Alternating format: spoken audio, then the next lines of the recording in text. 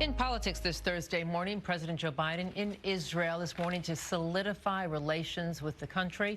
His trip also includes a discussion with the leader of Saudi Arabia to improve oil production in an effort to return to the Iran nuclear agreement as well. Another startling revelation from the January 6 hearings. Former President Donald Trump attempted to contact a number of the White House support staff who was talking to the committee. Testimony from the hearing has forced many of those working on Capitol Hill that day to relive some painful memories. Our Washington correspondent, Cassie Simeon, joins us from the Hill. Good morning, Cassie. Nice to have you with us. I understand you sat down with Congresswoman Sara Jacobs this week to talk about her experience on January 6th. What can you share with you about your conversation? Good morning, Giselle. Well, Congresswoman Sara Jacobs tells me that she never could have imagined how dangerous and violent January 6th would become, and that she actually feared dying on that day. And she said watching these hearings back have been very difficult for her. 33-year-old Representative Sara Jacobs of California is one of the youngest members of Congress.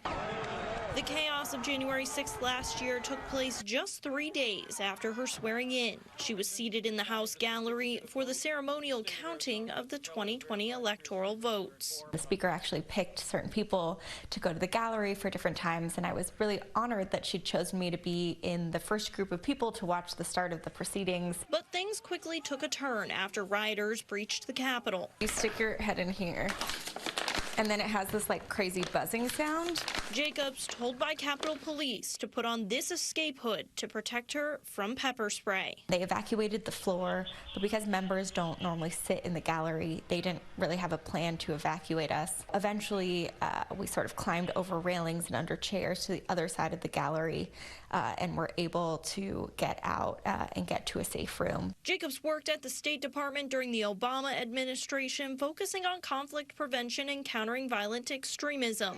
But even with that background, she said she was not prepared for what happened on January 6th. I remember sitting, hiding under the chair, feeling so bad for my parents because they thought after I was done working in conflict all over the world that they could sleep a little easier, only for the most dangerous place I've ever been to be the United States Capitol.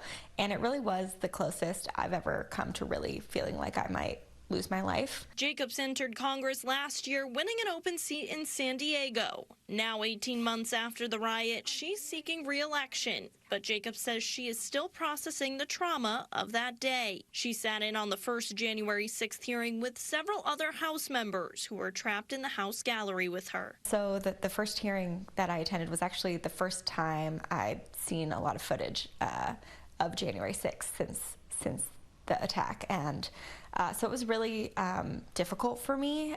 It was very emotional. She says leaning on some of her House colleagues and seeking professional help has also helped her process January 6th. There's this real genuine sense of camaraderie and community among the members, and so that's been really nice. And you know, we've done some group therapy sessions. I am lucky that I already had a relationship with a therapist that I've been seeing about this, you know, how to think about and deal with the trauma that I experienced that day.